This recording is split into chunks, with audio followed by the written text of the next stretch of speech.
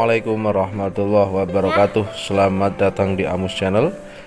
Pada video kali ini kita akan membahas mata pelajaran fikih kelas 8, yaitu tentang kesempurnaan rukun Islam dengan haji dan umroh.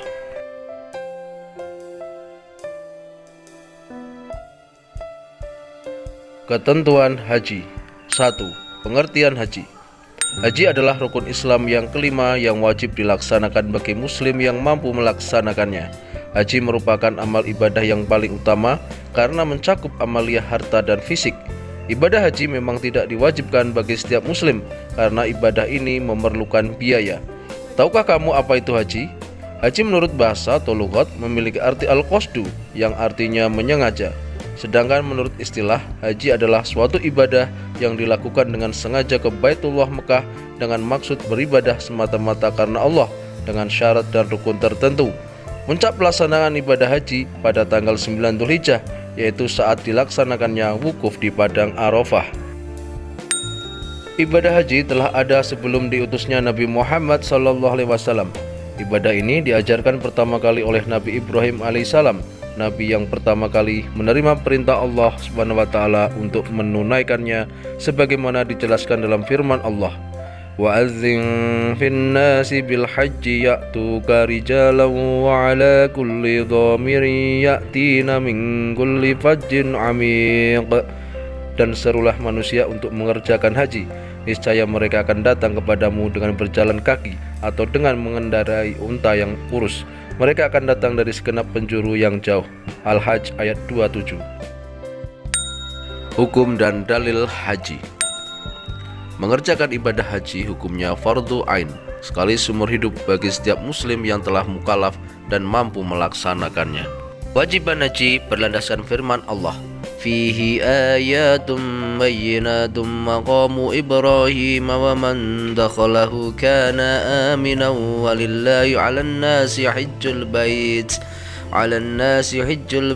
man istata'a ilaihi sabila wa man kafara fa innallaha ghaniyyun 'anil 'alamin. Padanya terdapat tanda-tanda yang nyata, di antaranya maqam Ibrahim. Barang siapa memasukinya, Baitullah itu menjadi amanlah dia. Mengerjakan haji menuju Baitullah adalah kewajiban manusia terhadap Allah, yaitu bagi yang sanggup mengadakan perjalanan ke sana. Barang siapa yang mengingkari kewajiban haji, maka sesungguhnya Allah Maha Kaya dari semesta alam. Dalam hadis Rasulullah SAW bersabda, an Abi Hurairah radhiyallahu anna Rasulullah SAW qala, al-umratu ilal umrati kafaratun lima bainahuma wal hajjul mabruru laisa lahu jazaa'un illal jannah. Dari Abu Hurairah radhiyallahu an bahwa Rasulullah SAW bersabda, dari satu umroh ke umroh lainnya dapat menghapus dosa antara keduanya dan tidak ada balasan yang pantas bagi haji mabrur kecuali surga. Muttafaq alaih. Wa an Aisyah radhiyallahu anha qalat, qultu ya Rasulullah alan nisa jihadun? Qala na'am alaihinna jihadun la qitala fihi al-hajju wal umrah. Dari Aisyah radhiyallahu anha bahwa dia bertanya, wahai Rasulullah, apakah kaum wanita itu diwajibkan jihad? Beliau menjawab, ya, mereka diwajibkan jihad tanpa perlu perang, yaitu haji dan umrah. Hadis riwayat Ahmad dan Ibnu Majah. Syarat wajib dan sah haji. Adapun yang termasuk syarat wajib haji antara lain Islam, baligh, berakal sehat tidak gila, merdeka, dan istitoah, kuasa atau mampu melaksanakannya. Rukun haji. 1. Ihram. Ihram adalah berniat mengerjakan ibadah haji atau umroh yang ditandai dengan mengenakan pakaian ihram yang berwarna putih dan tidak berjahit bagi laki-laki. Ihram wajib dimulai sesuai mikotnya, baik mikot zamani maupun makani, dengan syarat-syarat tertentu. Yang kedua, wukuf di Padang Arafah. Wukuf yaitu hadir di Padang Arafah pada tanggal 9 Dzulhijjah, mulai dari waktu zuhur sampai terbit fajar tanggal 10 Dzulhijjah. Wukuf merupakan gambaran bagaimana kelak manusia dikumpulkan di padang mahsyar. Wukuf di Arafah merupakan saat yang baik untuk bermuhasabah, menyesali dan bertaubat atas segala dosa yang pernah dilakukan, serta memikirkan masa depan agar kita menjadi hamba yang taat kepada Allah Subhanahu wa Ta'ala. Yang ketiga, tawaf, yaitu mengelilingi Ka'bah 7 kali putaran, dimulai dan diakhiri di Hajar Aswad. Tawaf termasuk rukun haji, dinamakan tawaf ifadah. Wal yatawafu bil baitil atiq, dan hendaklah mereka tawaf mengelilingi rumah tua itu, Ka'bah. Quran Surat Al-Hajj ayat 29. Yang keempat adalah sa'i. Sa'i adalah berlari-lari kecil antara Bukit Sofa dan Bukit Marwa sebanyak 7 kali, yang dimulai dari Bukit Sofa dan berakhir di Bukit Marwa. Sa'i dilakukan setelah pelaksanaan ibadah tawaf. Yang kelima adalah tahallul. Nah, rukun haji berikutnya adalah tahallul. Apa tahallul itu? Tahallul adalah menghalalkan kembali apa-apa yang tadinya dilarang ketika masih dalam keadaan ihram. Caranya adalah dengan mencukur atau menggunting rambut sekurang-kurangnya 3 helai. Tahallul dalam ibadah haji dapat diibaratkan ucapan salam dalam ibadah sholat. Setelah tahallul, maka selesailah ibadah haji kita. Yang keenam adalah tertib. Tertib yaitu berurutan dalam pelaksanaan rangkaian ibadah haji, mulai ihram hingga tahallus tsani, kecuali mencukur rambut kepala. Wajib haji. Wajib haji adalah amalan-amalan dalam ibadah haji yang wajib dikerjakan, tetapi sahnya haji tidak tergantung kepadanya.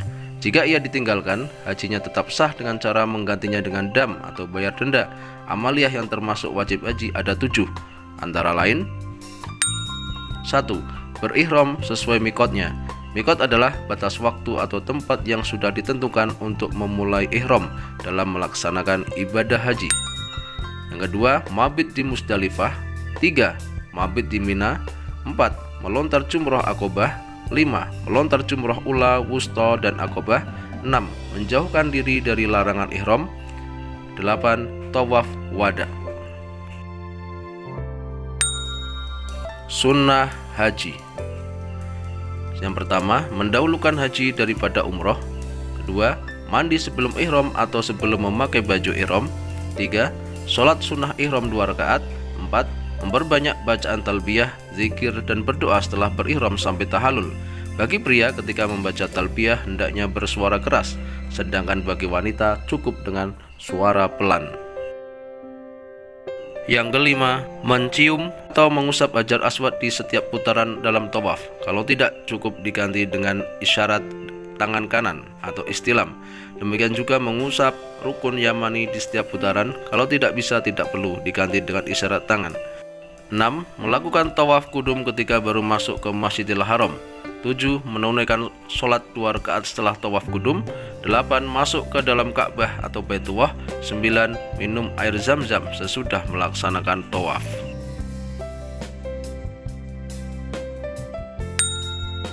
Larangan haji. Larangan bagi jamaah pria yaitu 1. Memakai pakaian yang berjahit selama ihram. 2. Memakai tutup kepala sewaktu ihram.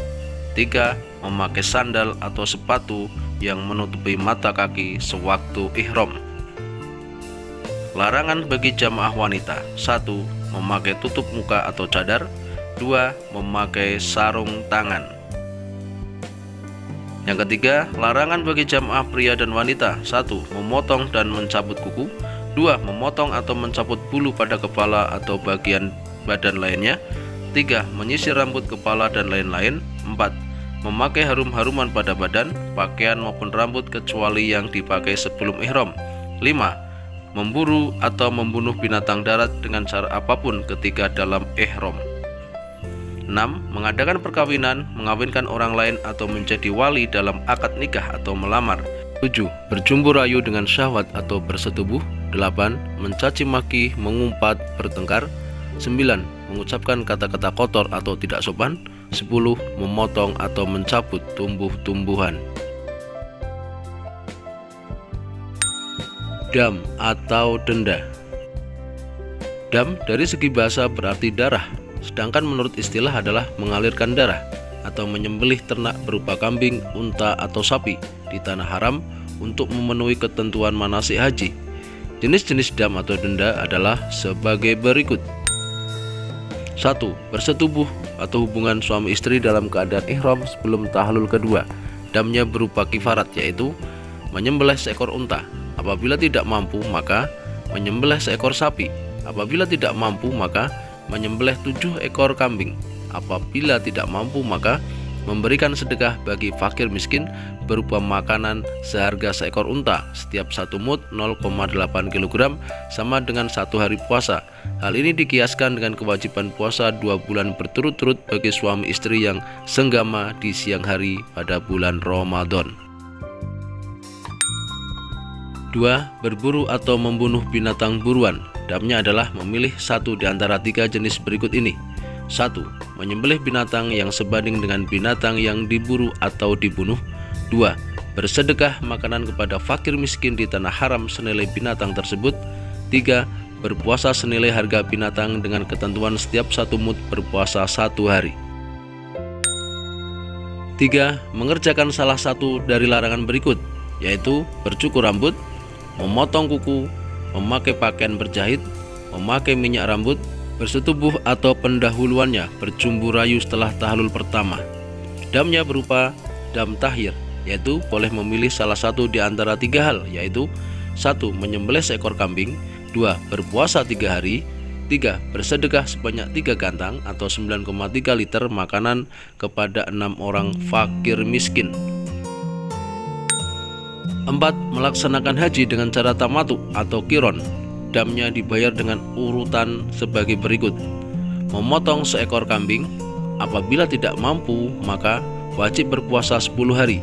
3 hari dilaksanakan sewaktu ihram sampai Idul Adha, sedangkan 7 hari lainnya dilaksanakan setelah kembali ke negerinya.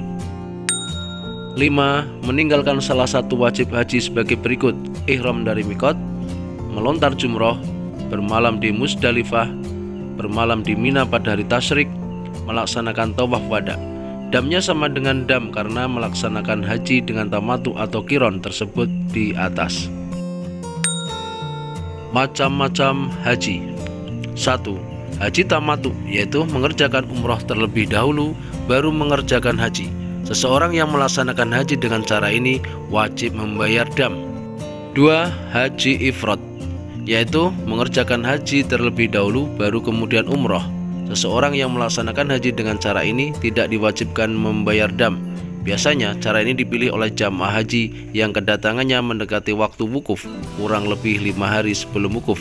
Yang ketiga, haji kiron, yaitu mengerjakan haji dan umroh di dalam satu niat dan satu pekerjaan sekaligus.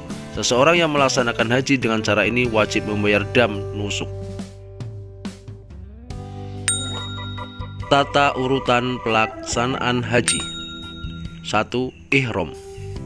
Pelaksanaan ihram paling lambat tanggal 9 Dzulhijjah pada mikot yang telah ditentukan. Hal yang dianjurkan yang termasuk sunnah haji sebelum ihram adalah mandi, berwudu, memakai pakaian ihram, dan memakai wangi-wangian terlebih dahulu. Kemudian berniat dalam hati dan membaca nawaitul hajja wa ahramtu bihillahi ta'ala labbaik Allahumma labbaik labbaik la syarika laka labbaik innal hamda wa ni'mata laka wal mulk la syarika lak, atau dengan mengucapkan labbaik Allahumma hajjan. 2. Wukuf di Padang Arafah. Berkumpul di Padang Arafah beberapa saat yang dinilai dari tergelincirnya matahari pada tanggal 9 Dzulhijjah hingga menjelang fajar tanggal 10 Dzulhijjah. Wukuf dapat dilakukan di mana saja asal masih di tanah Arafah. 3. Mabit di Musdalifah. Tahukah kamu apa arti mabit? Mabit di Musdalifah berarti bermalam atau berhenti sejenak di Musdalifah setelah melaksanakan wukuf di Padang Arafah. Sambil menunggu waktu tengah malam tiba, jamaah haji beristirahat dan memperbanyak zikir, sholawat, dan doa-doa lainnya. 4. Melontar jumroh Aqobah. 5. Tahalul awal. 6. Tawaf ifadah. 7. Sa'i. 8. Tahalul kedua atau tahalul tsani. 9. Mabit di Mina.